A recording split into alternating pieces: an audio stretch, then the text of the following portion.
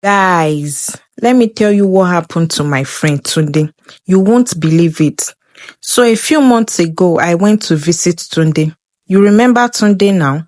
Tall, quiet, with the always smiling wife, Amaka. They've been married for almost 6 years. On the outside, everything looked perfect.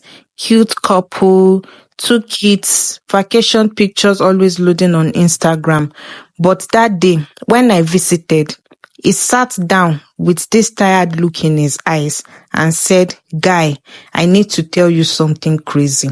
Turns out things hadn't been rosy between him and Amaka for a while. According to him, the spark was gone.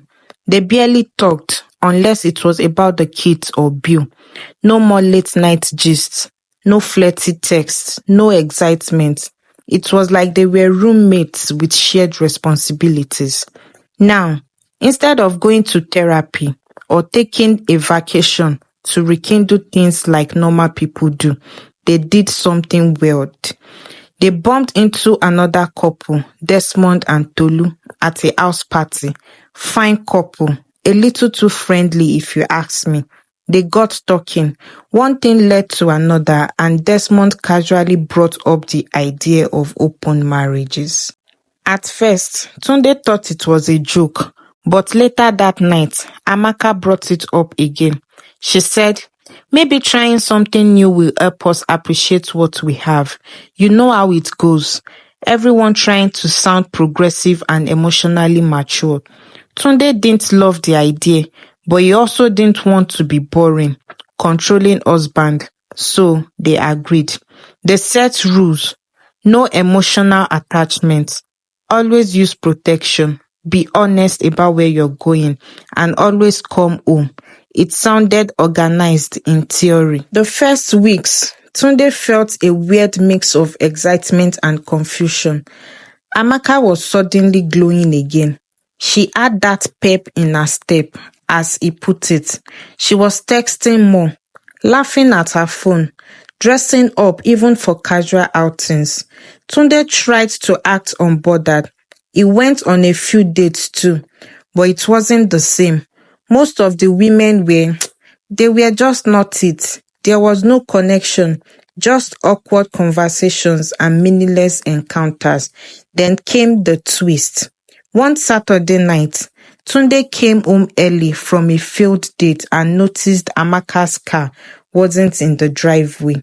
Nothing unusual. She said she was meeting someone, but 2 hours passed, then 4 hours. By midnight, he was pacing the floor. She came in by 1:15 a.m. MSC. Eyes sparkling like she just returned from Disneyland. She looked satisfied, happy. It hit him hard. That night, he barely slept, and the next few days, he kept eating at him. He started imagining things. What if she was falling in love? What if she compared everything? What if she didn't even want him anymore? It got worse. He started checking her phone when she showered, started watching her reaction when Desmond's name popped up, and boy, what he saw broke him. They were texting almost every night, not even about sex, but about deep things, life, dreams, her childhood, things she hadn't talked to Tunde about in years. One text said, "Sometimes I think you see me better than anyone has ever seen me." Tunde lost it. He confronted her. She didn't deny anything. In fact, she was disturbingly calm. She said, "I didn't break any of our rules. We agreed not to get emotional, but I didn't plan for this. It just happened." That was the moment Tunde realized he had opened a door he couldn't close. He wanted to shut everything down and return to how things were. But Amaka, she wasn't sure she wanted that anymore. She tasted freedom, felt seen again, and maybe, just maybe, she wasn't willing to go back to feeling like a ghost in her own home. Tunde told me he regrets it all. He said, "Bro, I let my pride and boredom cost me my wife. I agreed to something I never believed in, just to look like I was okay. They are still together, technically, but everything changed. The trust, the comfort, the rhythm. And Tunde, it looks like someone trying to fix a leaking ship with a roll of tape.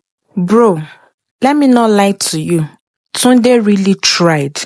After that night he found those messages between Amaka and Desmond, something in him snapped. It was like a veil had lifted. For the first time in years, he realized how far gone his marriage was and how much of it he had taken for granted. The next morning, he cooked breakfast, pancakes, eggs, the full thing, Amaka's favorite. She came downstairs, surprised. He even pulled out her chair like it was their first date, but her eyes didn't soften. Why now? She asked, picking at her food. Why are you doing all of this now? Tunde smiled, pretending to be casual. Because I've been an idiot. Because I forgot what I had. She looked at him, long, steady. It's not that simple, Tunde. And that was just the beginning. Tunde started doing everything. Bought flowers, booked a weekend getaway at Obudukatu Ranch. Remember, right? That was their honeymoon spot. Even started going for counseling alone. He was doing the work now, showing up, speaking her love language, but it was like trying to water a dead plant. She was polite but distant, present but emotionally gone. One evening after dinner, he tried to kiss her, just a simple kiss. She pulled back gently. I don't want to pretend, Tunde. It's not fair to you or to me. His heart dropped. Is there someone else? He asked quietly. She paused. I don't know. Maybe, maybe not in the physical sense, but emotionally, I don't think you are the one holding my heart anymore. You should have seen Tunde's face, like someone had just told him his house was on fire and he couldn't even run in to save anything. He begged her to stop saying Desmond, said they could shut the whole open marriage thing down, start afresh. He was ready to be the husband she needed, but Amaka, she was different now, stronger, wiser, scared, but no longer desperate for his attention. She had found part of herself she thought were lost. I don't want to go back to what we were, Tunde.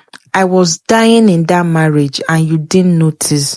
Now I've learned to breathe again. I can't unlearn that. Tunde was broken. For weeks he stopped shaving, missed work, lost weight. He would sit on the couch at 2 a.m. staring at the door like she would walk in and say she changed her mind. But Amaka didn't budge. One Sunday afternoon, he followed her to church, sat beside her, tried to hold her hand during the sermon.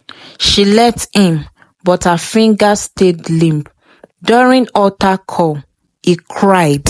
Not fake attention-seeking kind, like real tears.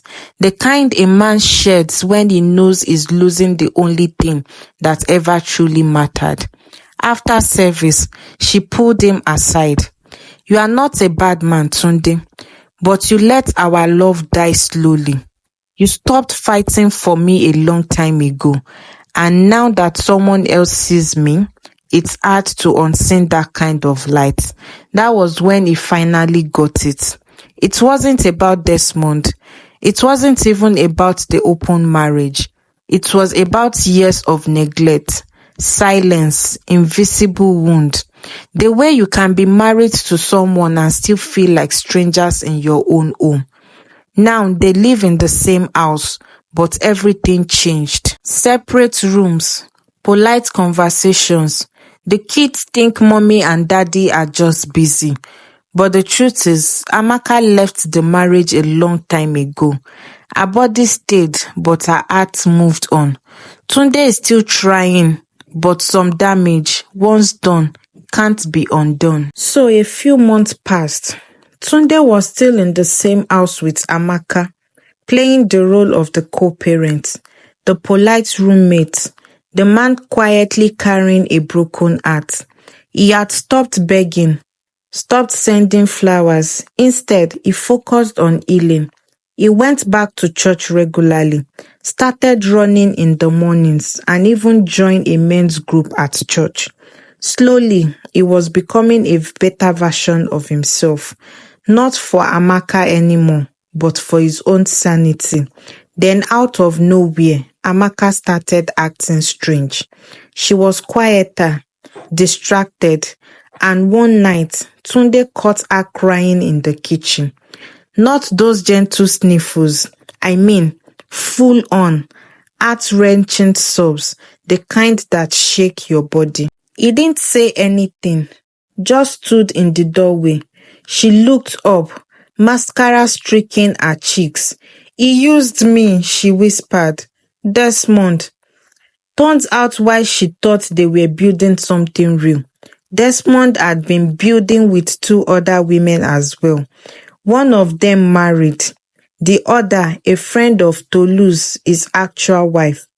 That one night when he didn't pick her calls, he was at a resort with the friend, playing out the same game he played with Amaka. She found out through Tolu. Apparently, Tolu had known for a while but kept quiet because she thought it was none of her business. But when Desmond got sloppy, posting the same sweet lines on another woman's birthday post, Amaka saw it all. The betrayer hit her hard, harder than she expected. "I gave him my heart, Tunde, and he treated it like trash." Tunde didn't say anything. He didn't even say, "I told you so." He just stood there quiet. If I was the one, I would tell her, "I told you, but you refused." Well, that night, she came to his room, not to seduce him, but to sleep. She curled beside him like a child, broken and raw, and for the first time in over a year, they held each other. No words, no demand, just warmth. The next few weeks were complicated. Amaka kept her distance, but the words were lower. She started noticing the changes in Tunde, the way he listened now, how present he was with the kids, the way he held in the kitchen without being asking. She started remembering the man she fell in love with before life swallowed them both. One Saturday morning, she sat across from him at the dining table and said, "Tunde, I didn't expect you to forgive me, but I want to come home." Tunde didn't answer immediately. He looked at her for a long time, searching her face. "You never really left," he finally said. "But if you are coming back this time, I need the whole of you, not the woman who is bored, not the one looking for someone to fill a void. I need my partner. I need my wife, the one I fell in love with." She nodded, tears welling again, but softer this time. "I want to be that woman again." They didn't rush back into passion. There were still wounds to heal, trust to rebuild. They went to counseling together this time. They talked a lot. Long walks, tearful conversations, awkward silences that turned into deep understanding. And slowly, something started to bloom again. Not the old marriage, but a new one, planted with honesty and watered with humility. One Sunday morning, they stood in church, side by side, holding hands. Tunde looked down at her and whispered, "Let's start again." And Amaka smiled, small but sincere. "This time, we don't stop fighting." So yeah, that's what happened in Tunde and Amaka's marriage. Weird, right? Moral of the story: be very careful what you agree to in marriage, especially out of boredom. Not every door should be opened, 'Cause some don't close back. Don't wait until you lose something before you fight for it. Because by the time you realize what you had, the person you took for granted might have already outgrown the version of herself that you need. Love is fragile. Trust even more so. But when both partners are willing to strip away pride, ego, and pretense, sometimes, just sometimes, you can rebuild what was broken. Not to what it was, but to something even stronger. Please subscribe to this channel for more amazing love stories. Thank you for listening.